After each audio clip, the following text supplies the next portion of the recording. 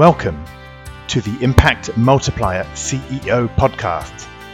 If you're a chief executive, or if you think like one, and you want to create exponentially greater impact, then this show is for you. My name is Richard Medcalf, founder of Xquadrant. I coach some of the most successful and impressive CEOs and executive teams on the planet and help them achieve extraordinary results. And no matter how successful you've been in the past, there's always a whole new level of impact available to you. So, if you're ready to play a bigger game than ever before, I invite you to join us and become an Impact Multiplier CEO. In today's episode, I speak with Stephanie Hôpital. Stephanie is a former executive at Orange who set up several years ago a new way to invest in startups and new tech companies. It's called OneRagtime. It's a platform-based venture capital fund. And she's really built an incredible community and a tech platform with which to do a new kind of investing. So in this conversation with Stephanie, I dig into that leap that she made from the corporate world into the world of the entrepreneurial, the way that she was able to bring investors on board and investees on board at the same time, and the way that she's been able to create an ecosystem and a very new model, and the experience of her scaling that and building out with new employees, new investors, and so forth. So this has been a really interesting conversation with Stephanie around really the entrepreneurial journey and what it means to build a platform-based business. So sit back and enjoy this conversation with Stephanie Hôpital. Hello, Stephanie. How are you? Hi, I'm very good, thank you. Thank you so much for joining me today. Delighted to be with you, and thanks for inviting me. No, it's going to be a lot of fun, I think. So, Stephanie, I know you're somebody who's had a really interesting career, starting, I think, in Orange. I'm sure you'll tell us more about that. And now you're the CEO of OneRagtime, which is a really interesting VC platform focused on tech startups. So before we jump into your own story and the impact that you've had and perhaps some of your tips for people in that role, do you want to just give me 1 or 2 minutes on kind of who you are, what is OneRagtime, and what's the story? How did you get there, right? How did you end up in this really interesting role, in this really interesting business? Well, I ended up creating my home company because I wanted to be free. So I've been long-term employed in a large corporation. Orange. And at some point, I was spending my life with entrepreneurs. I was spending my life with VCs, and I said, "Wow, it's cool. They manage their own destiny. I love what I'm doing at Orange. I have a fantastic career path. I could be ending up in another large corporation, but at the end of the day, I want to create my company, which is aligned with the value I have and with the impact I want to have." So this is how I decided to leave Orange, to create OneRagtime and to become a VC entrepreneur, because in the same time that we are investing in tech companies, and we tend to invest at very early stage to follow the portfolio company for all the steps of their development, we are building OneRagtime as a VC, as a platform, as a tech company, as a fintech. So we are applying exactly to ourselves what we are looking for in our project, and what we're looking for in all the portfolio company we're backing. Great. So we'll come on to OneRagtime. I think it sounds an interesting thing just to explore very, very quickly. I'm really fascinated by this move, right, of going from a big corporate, Orange is obviously a huge company, and like me as well, right? I moved from Cisco, created my own business, and you did the same. I meet a lot of people who find that a very scary move, right? And even don't do it. They would like to create their own thing. They would like to step out, become a founder, and yet they've got the paycheck, they've got the pension plan. What was your experience of making that move? How did you kind of make the leap? Well, I think you have to be very motivated and to understand that it will take time. So when I left Orange, I mean, it was in end of 2014. I have no clue that it will take me so long to develop it. So I was fortunate enough to have some money saved to be able to make it happen and to wait. But I see many entrepreneurs who want to become, or many corporate people, or who want to become entrepreneurs, but they are not patient and they are not resilient to make it happen, because often the success is only after long hours of work, and it takes time. So this is I would say, my discovery. It's so comfortable to be employed by a large corporation. Yes, at the end of the day, you could be fired. Yes, at the end of the day, you have some issues, but you're paid. And if you manage your employability alongside your life, you always find new job. Becoming an entrepreneur, it's wild. I mean, when I started the first day, I used to be surrounded by many people. I had support everywhere. And then I started, I said, okay, I'm alone. Okay, I'm going to have my first customer. How do I bill customers? Oh yes, but how do I charge him? I mean, what is the model? Yes. And how do I collect the money? You know, all those simple activities that you discovered where you're no more employed by a large corporation or small corporation that is already active.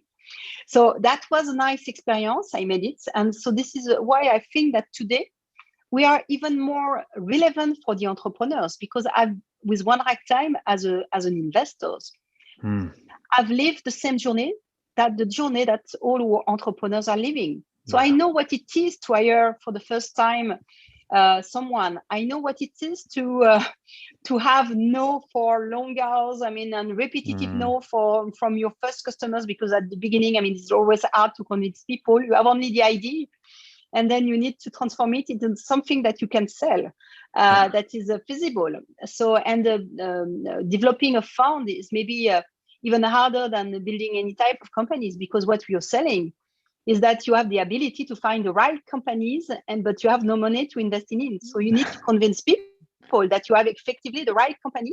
Yeah. But then it's so competitive in the sector that how do you convince the entrepreneurs at the beginning when you're starting? Yeah. I mean, and this journey let me ask, how did you do it? So that's key, right? How did you convince people when you kind of had nothing? What was your strategy? Well, first of all, I've been fortunate enough to have my first investors with whom I have partnered is still Jean-Marie Messier. I met Jean-Marie when we were at Orange. He was investment banker in a project, and then we had a good connection together, and he told me, I mean, you have a project, you want to build your own company, please come and explain me what you want to do. And then I convinced him to be my first investors in the first meeting. So I said, wow, it's super easy. No, it was not easy. I think he was visionary to believe in me at that moment. And then finally we started together the business. But then it took me months, years, to convince the other investors that yes, I would be able to build a fund, to build something disruptive, able to attract the best entrepreneurs and to back them. And the first entrepreneurs, I have to thank them for accepting to be backed by us. I mean, I think that the bet was excellent for them. It was excellent for us, as we have a wonderful success in our first investments.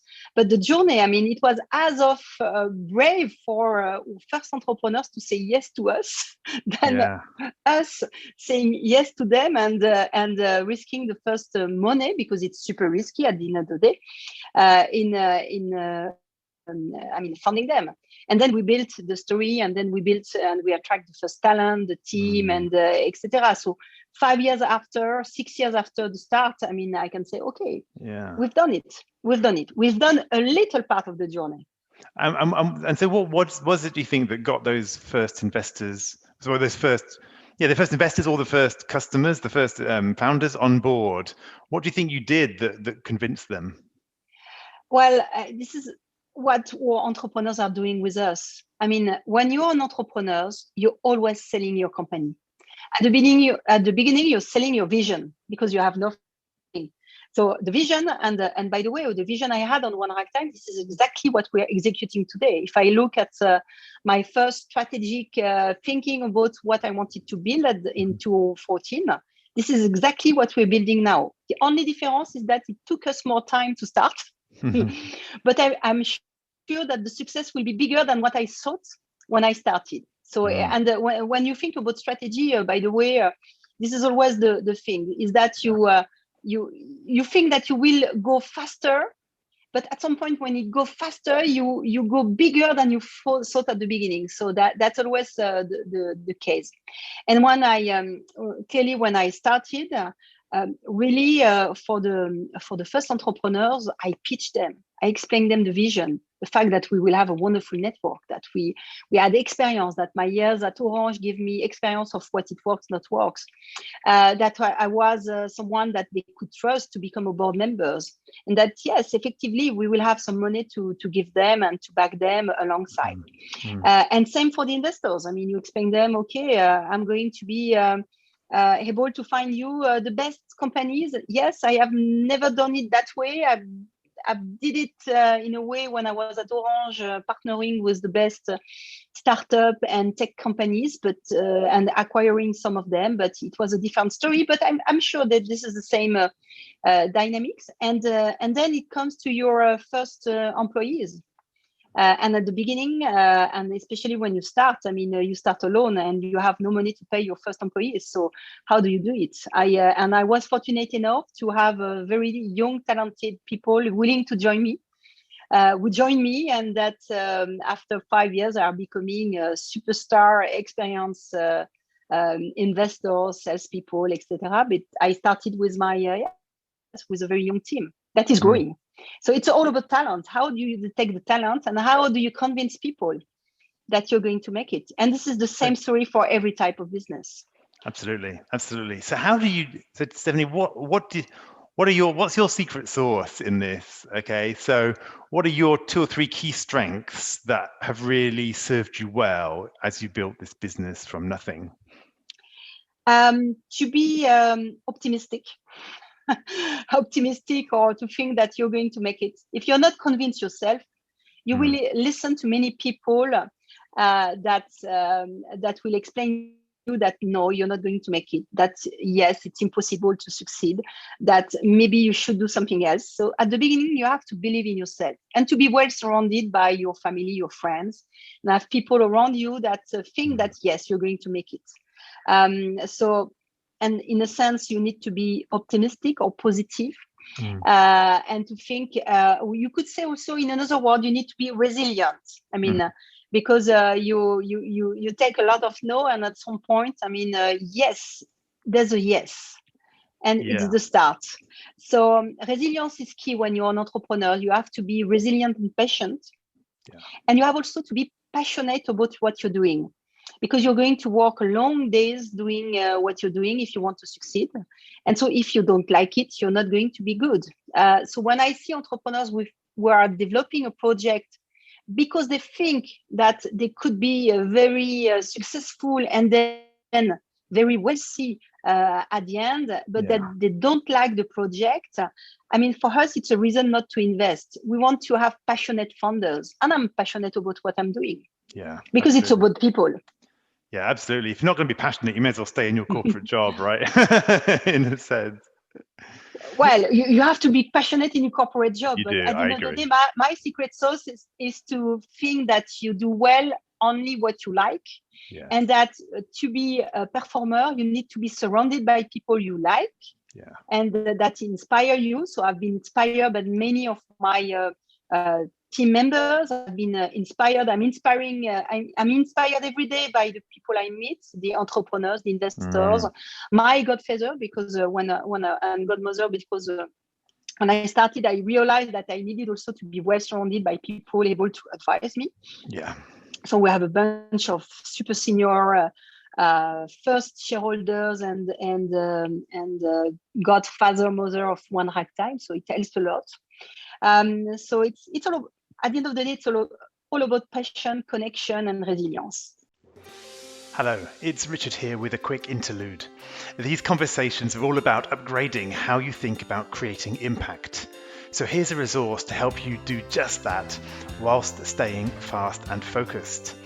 The CEO's Checklist for Challenging Times is a quick way to enhance your thinking and detect blind spots even when things are moving incredibly fast and you're not sure what's going to happen next.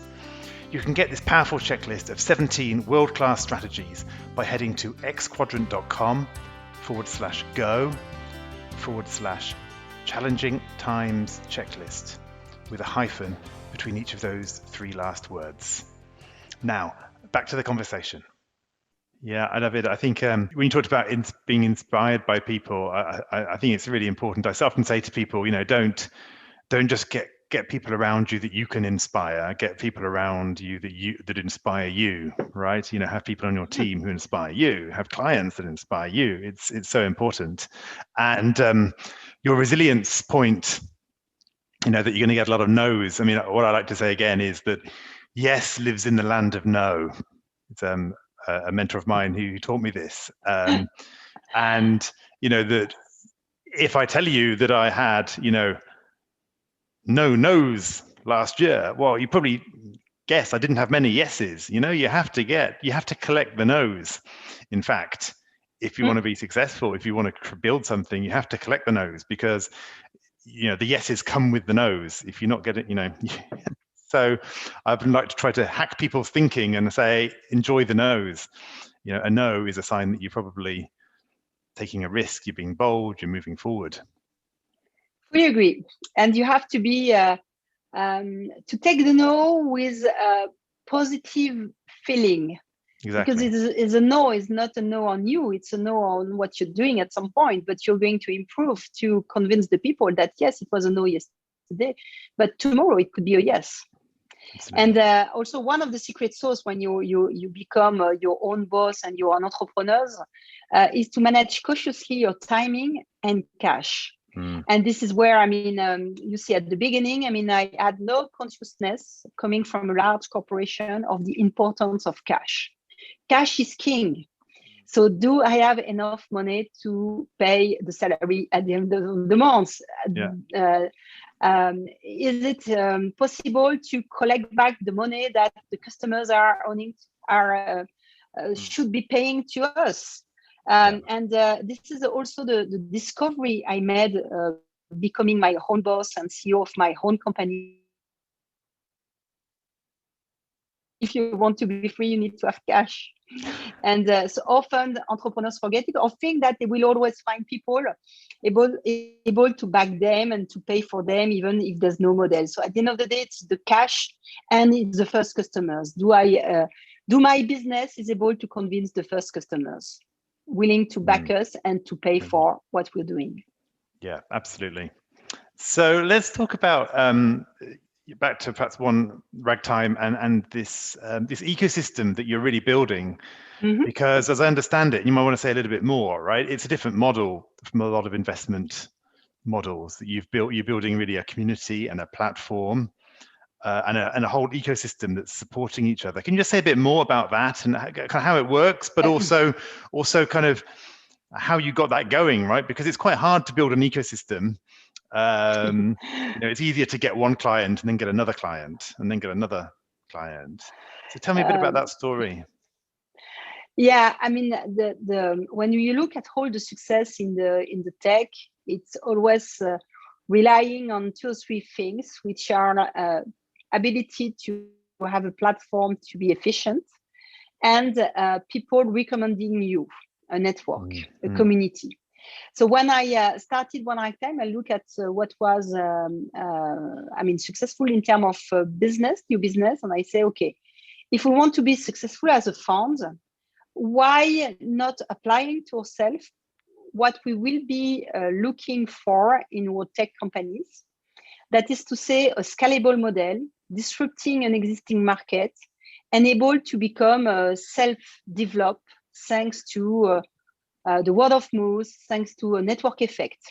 And that was at the heart of and still at the heart of the thinking of OneRagtime. Is the more we develop, the more we need to be developing this network effect, and the fact that our team, it's a team of today 25 people, should be extended by all our partners, that they be our investors investing in tech companies, that they be the tech entrepreneurs that we are backing, or our partners. Because at the end of the day, if we efficiently leverage this collective intelligence, collectively, we will be stronger, and we will have a really scalable model. Because at the end of the day, what is not scalable is my 24 hours a day and the 24 hours a day of my team members. So this is what we're doing, platformizing everything. So whenever we do something, we think how it could be digitalized, how it could be processed, how it could be automatized, so that the team be spending time on what matters, creating a relationship with people, creating value by thinking, not doing administrative stuff or doing something that could not be digitalized. Yeah, absolutely. One of the things I often start working with my clients on is is really looking at their diaries and saying, what is, I call it OPEX versus CAPEX, what are the things which I'm just doing to keep things going? The manual, the repetitive things, the regular updates, all that stuff. That's not moving you forward. It's just keeping you where you are. And then how much time are you investing in the key strategic things that move you forward, the key projects, the upgrading what you're doing? And for me, the difference between people who kind of go incrementally and those who go exponentially is the amount of time that they focus on those investment projects, the projects to move the organization forward. And fully agree. And that's sounds like exactly what you've got as a culture in the business, is that culture of, really relentlessly automating and standardizing so that you can focus on the next thing to build, and relationships, right, which are key. Fully agree. And on that, we've been investing since day one on the team developing the product, the data, the tech behind OneRagtime.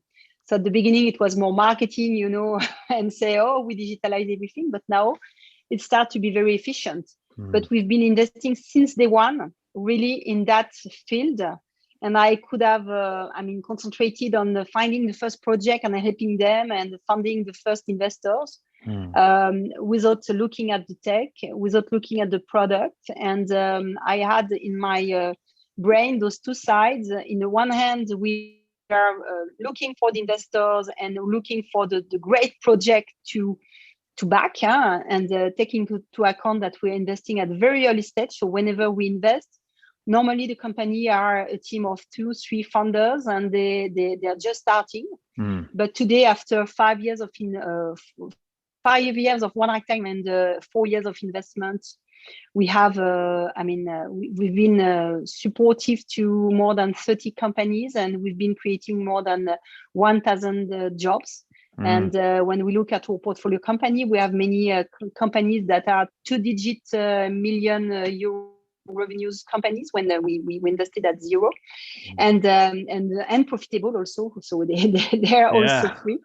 So in the one hand, we're doing that, and the other hand, one part of my brain is focusing on making sure that I have the right team to develop what will help us to become much more successful, much more global, much more scalable in the way we operate. And what's that development look like? What kind of things do you find you need to focus on?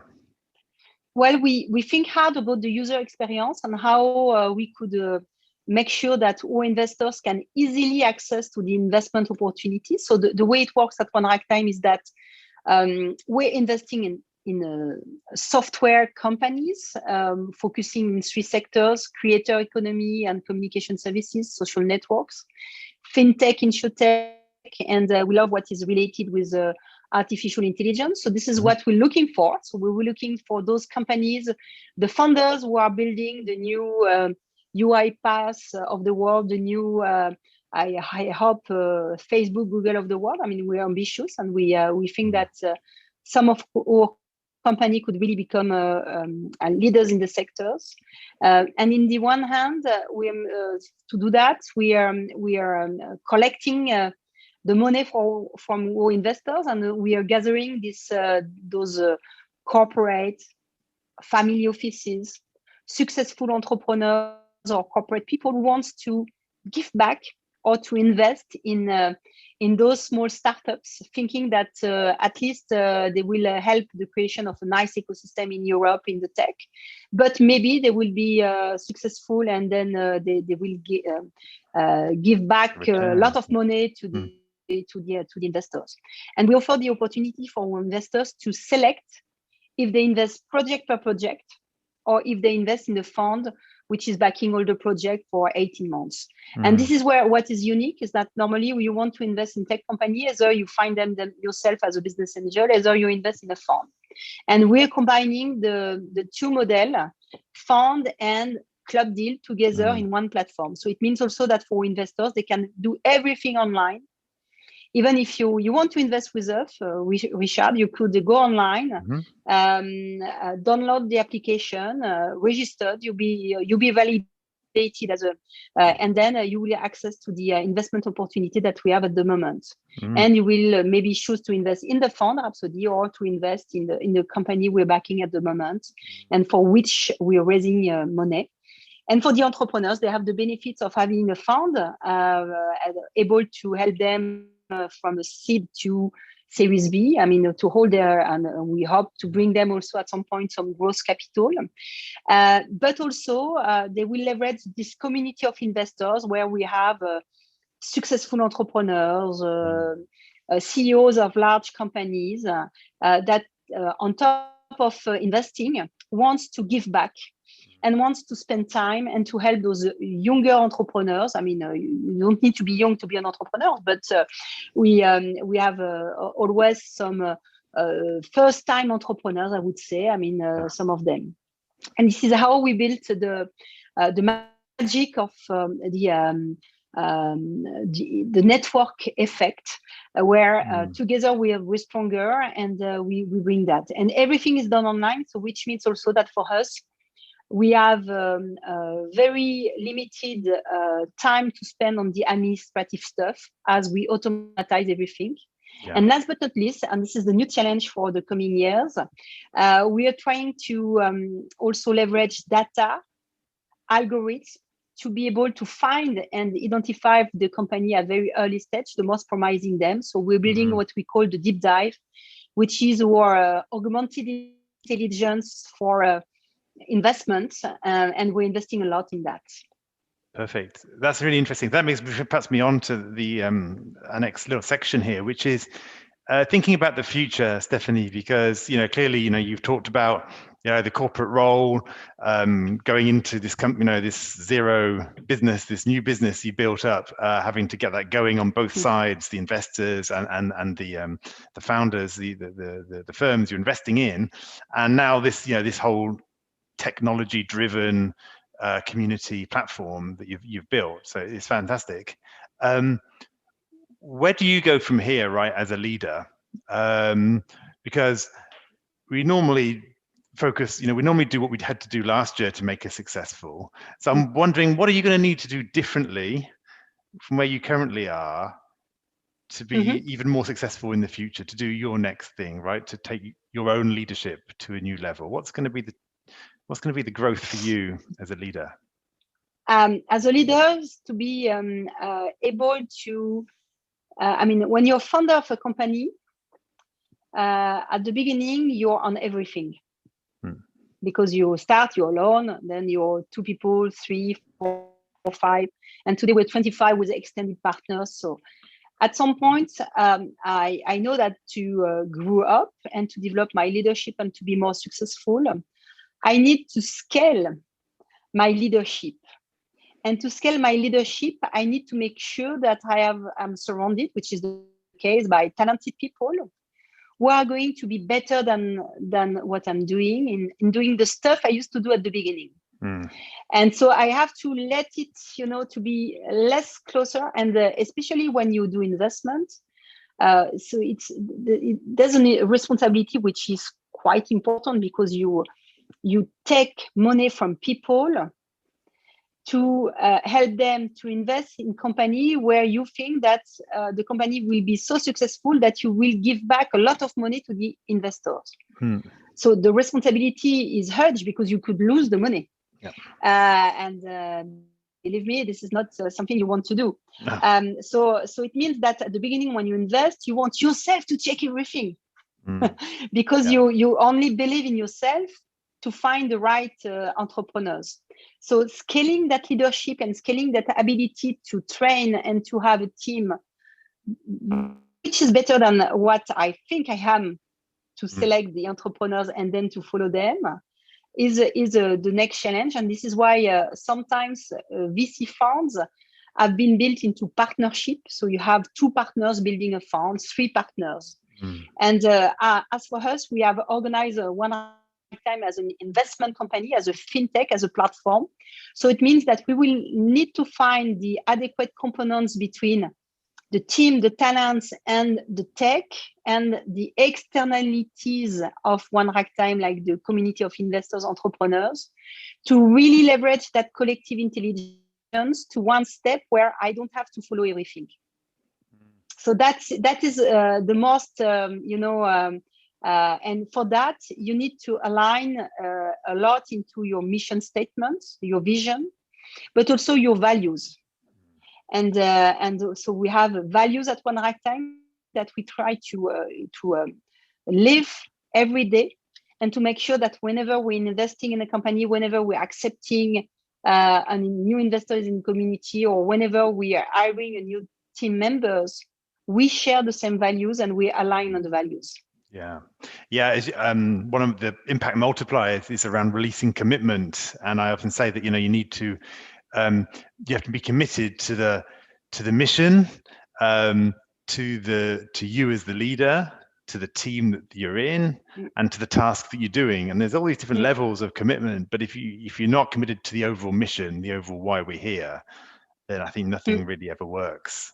So yes. I think you're right by locking in on the purpose. And purpose is normally about service, right? People don't get excited about maximizing shareholder value, in of itself. They don't get out of bed for that. They get out of bed because they want to help people in some way and make other people's lives better, right? Or change customers, help work with founders, whatever it is. And to kind of lock into that as a underlying driver is powerful. Fully agree. And our vision at OneRagtime is to say we empower people. We empower entrepreneurs to be successful and to build their dream. We empower investors to take part of this phenomenal movement that is around the tech and the entrepreneurship.